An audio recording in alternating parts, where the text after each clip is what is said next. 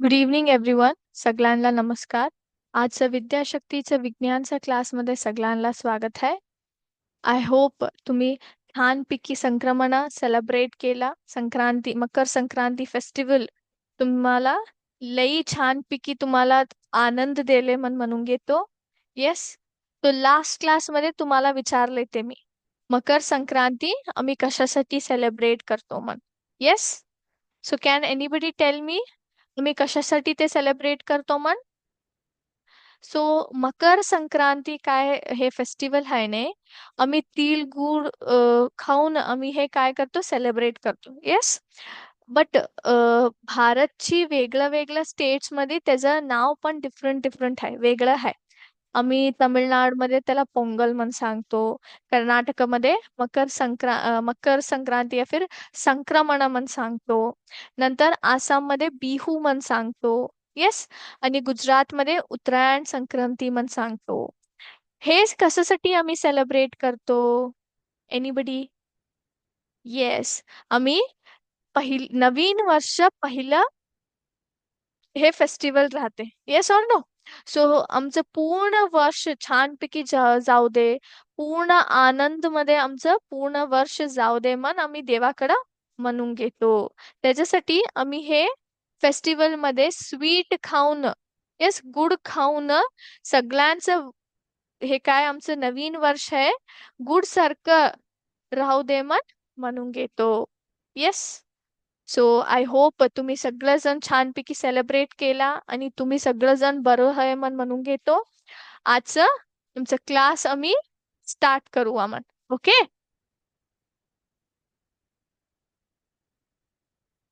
Yes.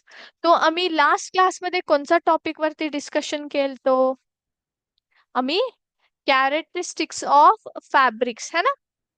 Characteristics of fabrics वरती आम्ही आमचं डिस्कशन स्टार्ट केलं तो है ना.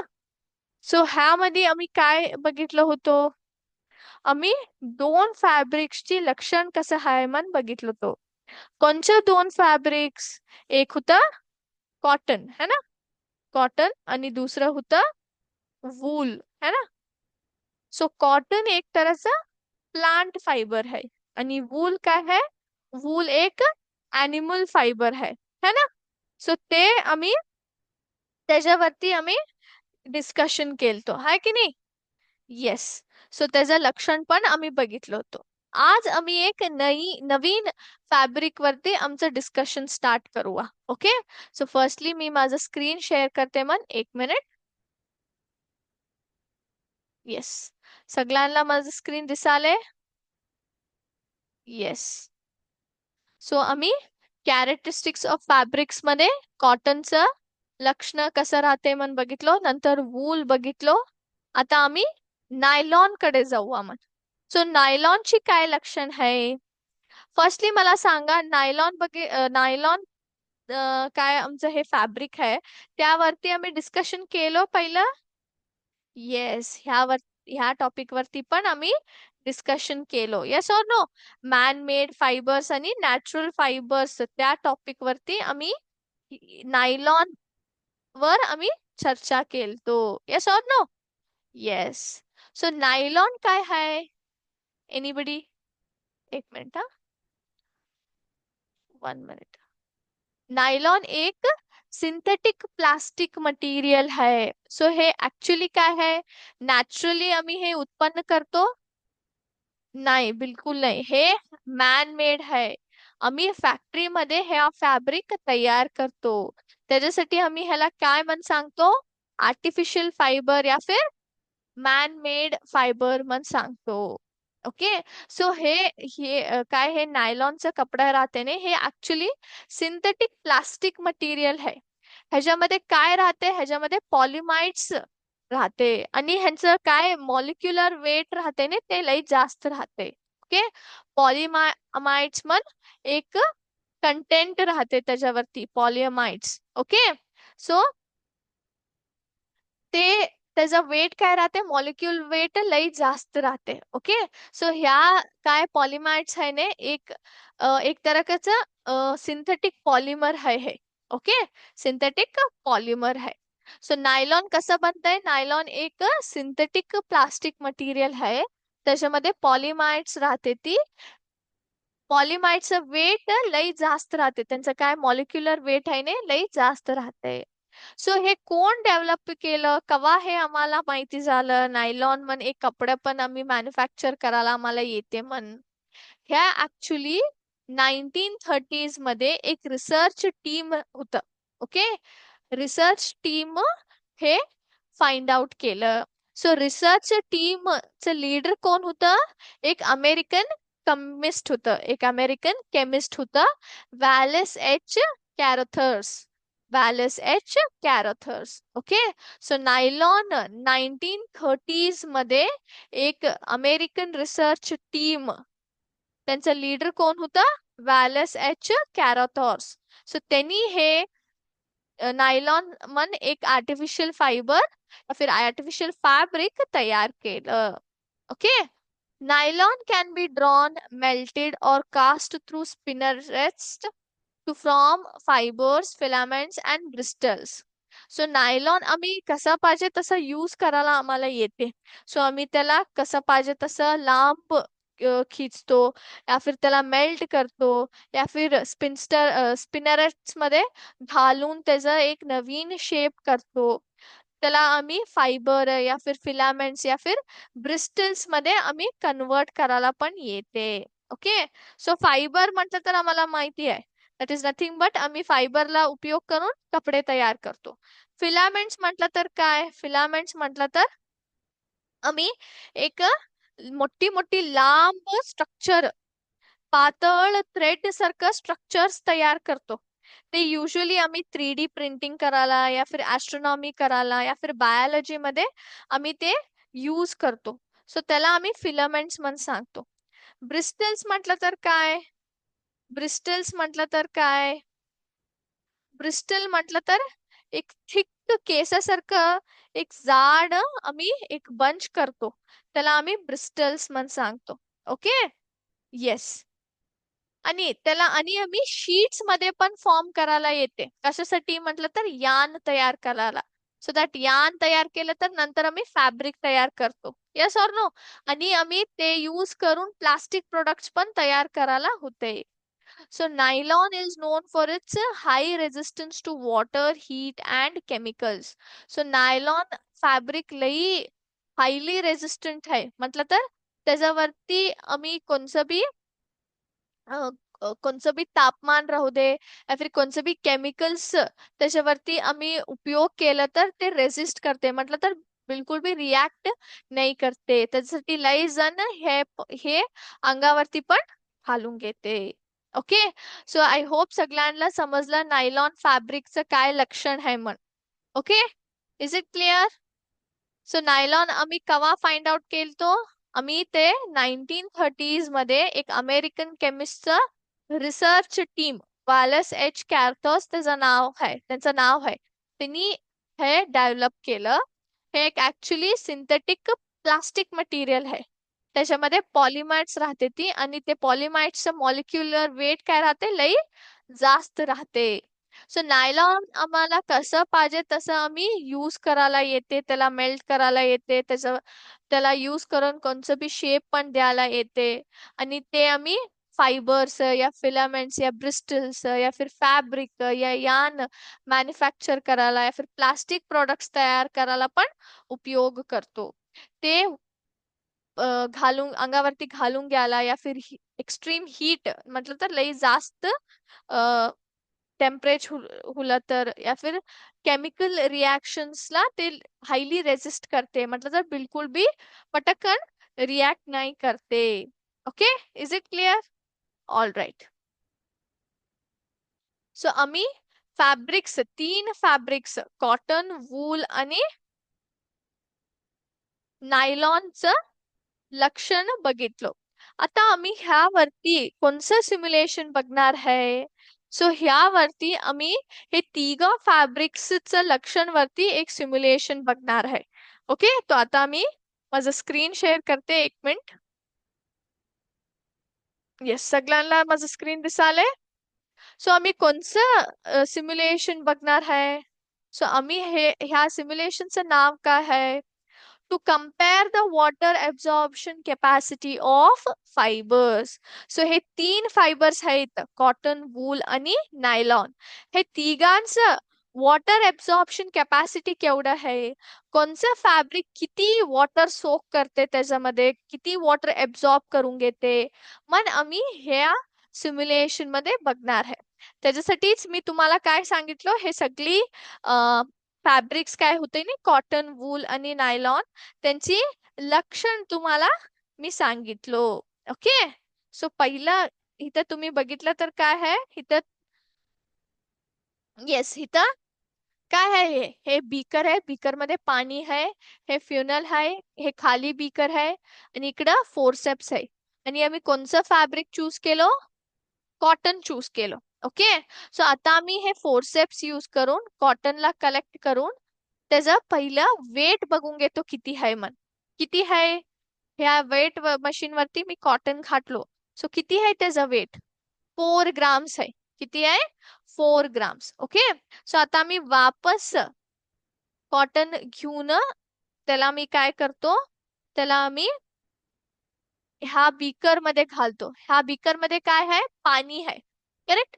तो बीकर, ते पाणीचं बीकर मध्ये ते घालून सोडतो मी आता. ओके. सो ड्राय कॉटनचं वेट किती होतं? 4 ग्राम्स होतं. तो एव्हरीवन शुड रिमेंबर दिस. सगळं तुम्ही आठवण ठेवून घ्या. ड्राय वेट किती होतं? वेविंग मशीन मध्ये वेट तेव्हा बघितलं तेव्हा 4 ग्राम होतं. आता मी ह्याला पाणीचं बीकर मध्ये घातलो. ओके. सो थोडा टाइम नंतर आता मी काय करतो, ह्या बीकरला घेऊन त्याच्यामध्ये काय एक्सेस पाणी आहे, तुम्हाला जास्त पाणी दिसाले काय नाही, हे सगळं पूर्ण इथपर्यंत पाणी आहे, है की नाही? तर हे जास्त पाणी मी फनल मध्ये काय करून सोडतो, काढून सोडतो, ह्याला फिल्टर करून सोडतो. आता मी वापस काय करतो, फोरसेप्स घेऊन ह्या कॉटनला काढून त्याच्यामध्ये काय तर एक्सेस पाणी आहे काय, मग आम्ही काय करतो, इथं त्याला फिल्टर व्हायला या फिर त्याला बाहेर काढायला, काय तर उरलेलं पाणी आहे म्हटलं तर बाहेर काढायला मी इकडे फनल वरती घातलो. ओके. आता झाल्यानंतर मी काय करतो, हे फोरसेप्स घेऊन कॉटन घेऊन आणि वेविंग मशीन वरती काय करतो, त्याचं वेट बघतो. सो किती हुला त्याचा वेट? 7 ग्राम्स. सो इथे तुम्ही बघितलं तर mass of dry cotton 4 grams हुलं, है ना? आणि मास ऑफ वेट कॉटन किती झालं? 7 ग्राम्स हुलं. सो एक्सेस किती झालं? त्याचा वेट जास्त, किती जास्त हुलं? 3 ग्राम्स, है ना? 7 मध्ये से 4 काढलं तर 3 ग्राम्स काय हुलं त्याचं? जास्त हुलं. ओके. सो त्याच्यासाठी पाणी किती सोक केलं ते? 3 ग्राम जास्त वेट होईपर्यंत ते पाणी काय करते, कॉटन इकडं सोक केलं. Okay. So cotton plants are usually grown in, आम्ही कॉटनची प्लांट्स कोणत्या सॉइल मध्ये या फिर कोणत्या मातीमध्ये आम्ही उत्पन्न करतो?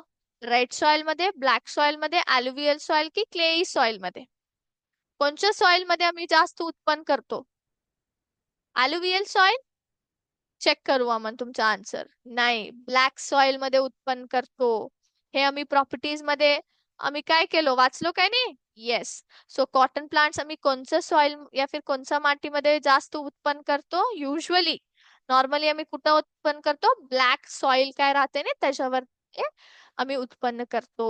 ओके. सो आता आम्ही वूल घेऊया. वूलचं कॅपॅसिटी कसं आहे, ते सोक किती करते पाणी, मन बघूया मन. सो पहिला फोरसेप्स घेऊन वूलला मी काय करतो, त्याचा वेट चेक करतो. मग ड्राय वूलचा वेट किती आहे? 3 ग्राम्स आहे. किती आहे? 3 ग्राम्स आहे. करेक्ट. येस. सो आता वापस फोरसेप्स घेऊन त्याला मी काय करतो, पाणीच्या बीकर मध्ये घालून सोडतो. ओके. येस, पाणीच्या बीकर मध्ये काय केलो, आता फाटलो. सो थोडं आम्ही वेट करू, नंतर मी काय करतो, त्याला त्याच्यामध्ये एक्सेस पाणी बाहेर काढू आपण. ओके.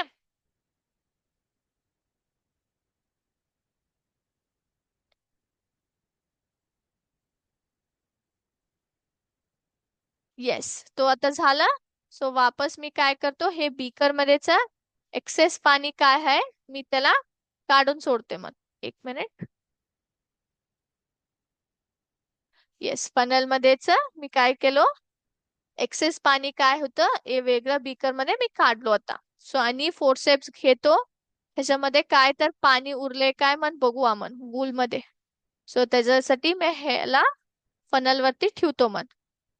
सो ह्याच्यावरती काय तर एक्सेस पाणी आहे काय म्हटलं तर ते जाऊन सोडते. ओके, ते सगळी असं ड्रॉप्स येतात की, तो ते ड्रॉप्स पण काय होऊन सोडते ह्याच्यामध्येच बाहेर जाऊन सोडते. ओके. सो आता फोर्सेप्स घेऊन त्याचा वेट बघवा किती आहे मन,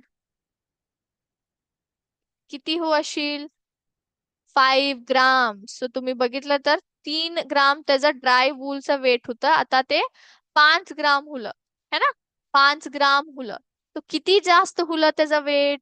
2 ग्राम एक्सेस हुलं हाय की नाही. 2 ग्राम पाणी मध्ये घाल्यानंतर त्याचा वेट काय झाला, पाणी सोक केल्यासाठी त्याचा वेट काय हुलं, वूलचा वेट जास्त हुलं, ते पण 2 ग्राम जास्त हुलं.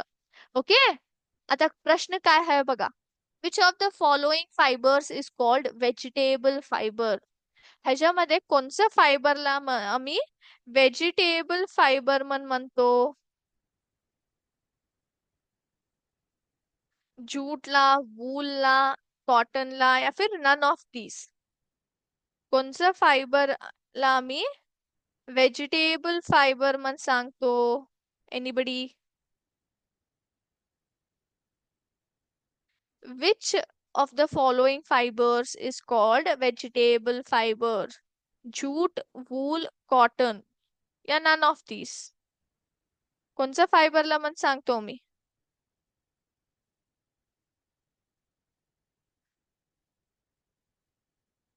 जूट. चेक करूया तुमचा आन्सर. नाही, वूलला आम्ही व्हेजिटेबल फायबर म्हण सांगतो. वूलला आम्ही व्हेजिटेबल फायबर म्हण सांगतो. सो मला सांगा हे व्हेजिटेबल फायबर आम्ही कशासाठी सांगतो. एनीबडी.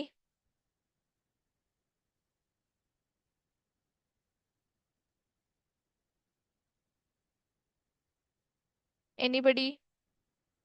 सो तुम्ही फाइंड करून घेऊन येता आम्ही वूलला कशासाठी व्हेजिटेबल फायबर म्हण सांगतो मन. Okay, this is your homework, हे तुमचं होमवर्क आहे. नेक्स्ट, नायलॉन कडे जाऊ आपण. ओके. सो नायलॉन, आता मी काय करतो पहिला त्याचा ड्राय वेट बघून घेतो किती आहे मन. सो त्याचा ड्राय वेट किती आहे, 2 ग्राम आहे. किती आहे, 2 ग्राम है ना. सो आता मी वापस त्याला पाणीमध्ये घालून सोडतो. ओके. पाणीमध्ये घातल्यानंतर ते पाणी सोक करते. नाव मी काय करतो त्याला वापस त्याच्यामध्येच एक्सेस वॉटर काय आहे मी सगळं बाहेर काढून सोडतो. ओके, बाहेर काढून सोडतो. सो आता मी काय तर जास्त उरले काय बघू आपण. 1 मिनिट.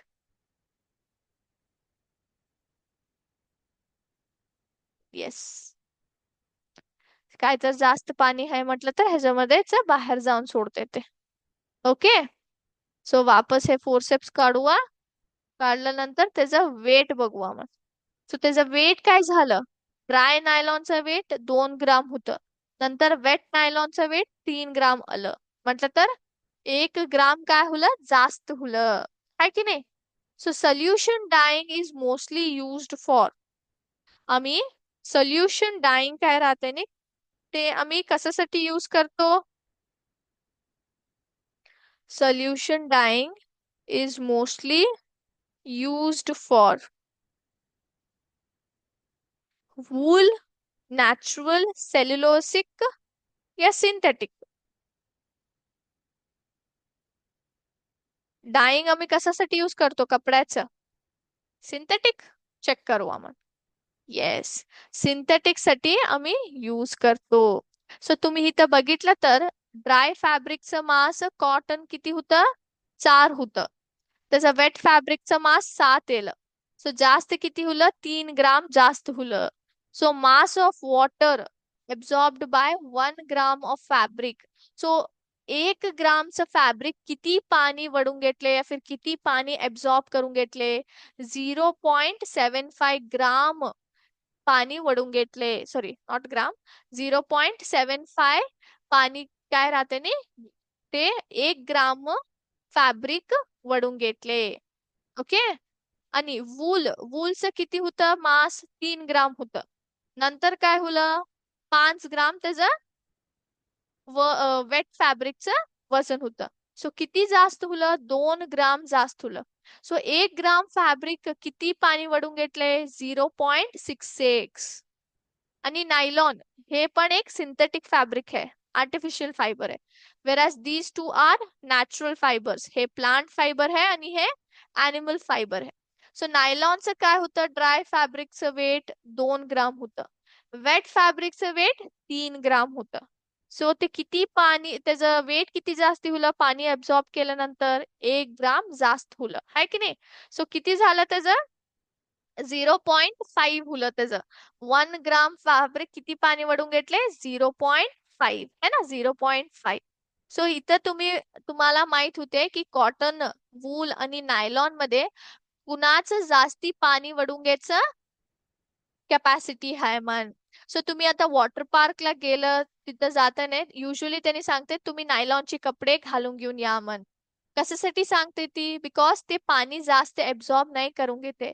सो वॉटर पार्क मध्ये जास्त राडा पण नाही होते, हाय की नाही? आणि स्मूथ राहते, स्मूथली तुम्हाला खेळायला पण होते. कॉटन वेराज वूल त्यांचं कॅपॅसिटी, पाणी वडून घ्यायचं कॅपॅसिटी जास्त आहे. ओके. त्याच्यासाठी आम्ही काय करतो? गरम काय हवामान राहते ना, तवा जास्त घालून घेतो. बिकॉज ते आमचं काय स्वेट राहते ते इझिली ऍब्सॉर्ब करून रिलीज करून सोडते. वेराज वूलचं कॅपॅसिटी कसं राहते? ते मॉइश्चर ऍब्सॉर्ब करते बट हेवी फील नाही वाटते. सो थंड मध्ये आम्हाला गरम ठेवते ते. ओके. Is it clear? सगळ्यांना समजलं? येस, सगळ्यांना समजलं? Okay. Is it clear? Okay. All right. आम्ही आता सेल्फ इव्हॅल्युएशन कडे जाऊया मग. ओके. आम्ही सेल्फ इव्हॅल्युएशन कडे जाऊया आता. आमची ह्या टॉपिक वरती एमसीक्यू क्वेश्चन्स बघूया मग. ओके. All right. पहिला प्रश्न, what type of fibres are cotton, jute, silk and wool? Cotton, jute, silk and wool है ने ते सगळी कोणची तरची फायबर्स आहे? Collective fibres, man-made fibres, natural fibres की handmade fibres? Cotton, jute, silk आणि वूल हे सगळी yes natural fibres. Very good. Second question, what is the source of jute and cotton fibres? Jute आणि कॉटन फायबर्सचा source काय आहे? Man-made, both plants and animals, plants, animals. Jute आम्ही कसं उत्पन्न करते? जूट, कॉटन तर आम्हाला प्लांट्स मध्येच मिळते, है की नाही? सो जूट फायबर आम्ही कसं उत्पन्न करतो? Jute is it obtain from plants की animals? Plants. Okay. So both are from plants. Okay. Third question. You need to design an outdoor garment that is water repellent but also breathable. Which fiber combination is best? You need you need to design an outdoor garment that is water repellent but also breathable. Which fiber combination is best? Option A, cotton polyester blend. Option B, pure cotton. Option C, pure polyester. Option D, wool polyester blend.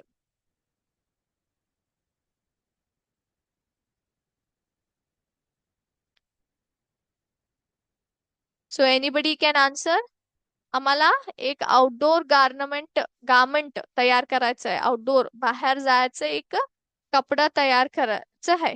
ते कसं राहावं? ते एक water repellent राहावं.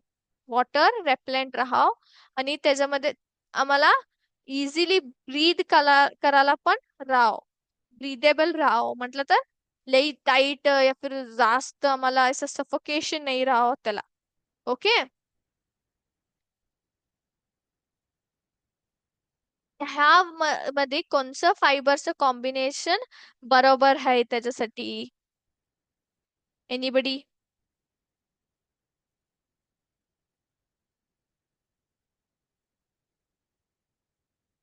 Anybody? Correct answer सांगायला मला try करा. Yes. So water repellent म्हटलं तर काय, तुम्हाला थोडं क्लॅरिफिकेशन देतो इथं मी. वॉटर रेपलेंट म्हटलं तर आम्ही ते पाणी रेजिस्ट करते ते. पाणी रेजिस्ट करते म्हटलं तर water proof, you can say water proof. Okay.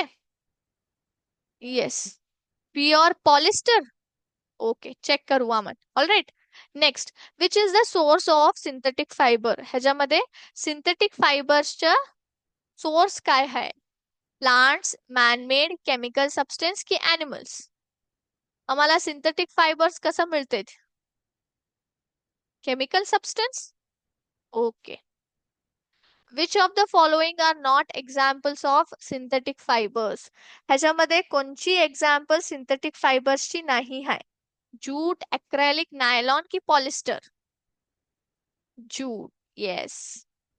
Which is the first fabricated fibre?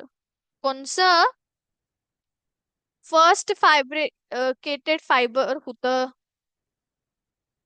Jute, polyester, rayon या फिर cotton?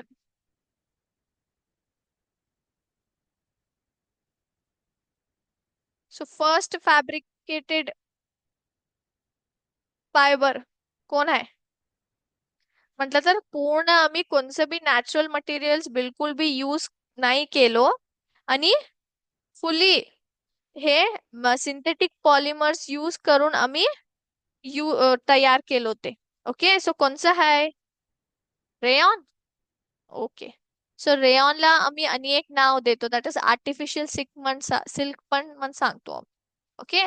Rayon absorbs more water than silk, but it is weaker when wet. Why? Rayon काय राहते ने? Rayon absorbs more water than silk, but it is weaker when wet. Why?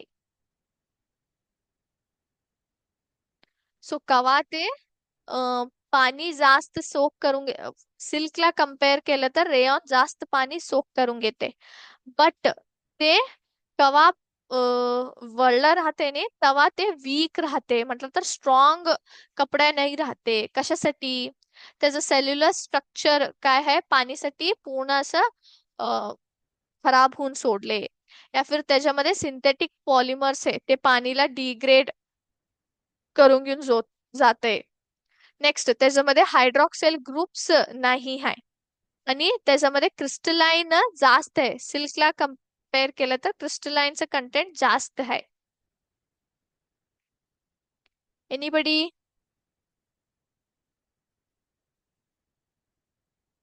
कोणचा correct answer राहो?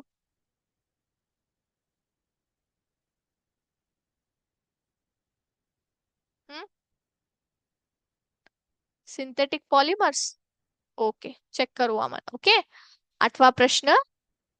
Which of the following processes are involved in converting fiber into fabric? So फायबरला आम्ही fabric मध्ये convert करतो म्हटलं तर कोणचा प्रोसेस आहे ह्याच्यामध्ये? सेकंड वन, फायबरला यान, यान नंतर फॅब्रिक. ओके, चेक करू. Okay. Next, a new fibre is like wool but has synthetic polymers. How will it likely absorb water compared to wool? एक नवीन फायबर आहे, वूल सारखं आहे, बट त्याच्यामध्ये सिंथेटिक पॉलिमर्स आहे. सो ते केवढं पाणी सोक करून घेते, एब्झॉर्ब करून घेते? वूलला कम्पेअर केलं तर केवढं पाणी ते एब्झॉर्ब करून घेते? Identical absorption to pure wool due to similar protein structure. So wool आणि त्याचं नवीन काय फायबर आहे ना, ते दोघांचं प्रोटीन स्ट्रक्चर सेम आहे. सो त्याच्यासाठी त्यांनी दोघं इक्वल अमाऊंटच पाणी सोक करून घेते. सेकंड ऑप्शन, पाणी कम सोक करून घेते बिकॉज त्याच्यामध्ये सिंथेटिक पॉलिमर्स आहे. थर्ड, बिलकुल बी अब्झॉर्ब करून घेतच नाही. ओके, पॉलिमर डॉमिनन्स साठी बिलकुल बी, पॉलिमर साठी बिलकुल बी ऍब्झॉर्बच नाही करते. जास्त पाणी ऍब्झॉर्ब करून घेते बिकॉज त्याच्यामध्ये आम्ही जास्त पॉलिमर्स ऍड केलो. Option B. Okay. Next, 10th question. Why do we wear wool fibres in winter? आम्ही कशासाठी वूलची कपडे थंड मध्ये घालून घेतो?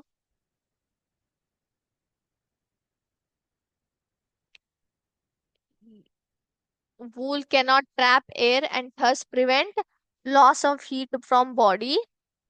Wool trap air and prevents loss of heat from body. None of these. Wool keeps us warm by conducting air.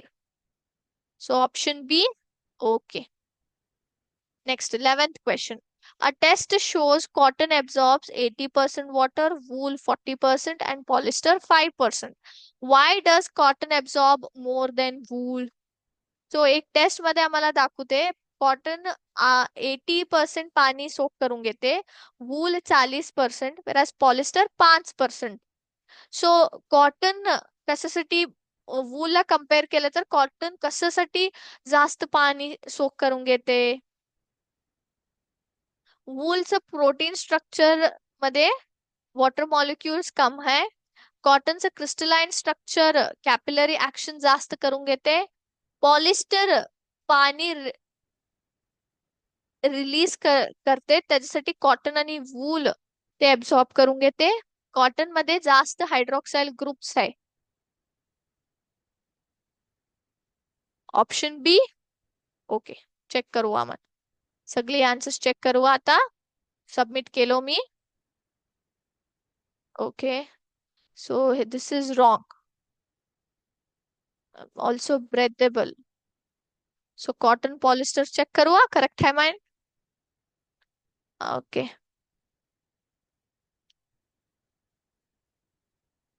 So option D है ना, check करू आपण.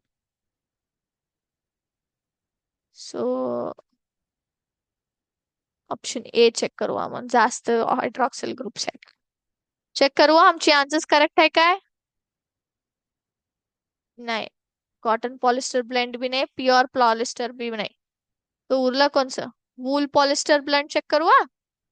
ओके, बाकी सगळं करेक्ट आहे. वूल पॉलिस्टर ते लास्ट उरले आहेत.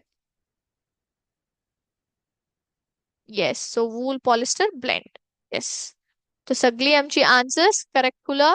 आम्ही ह्या टॉपिक वरती पूर्ण चर्चा आता संपवलो.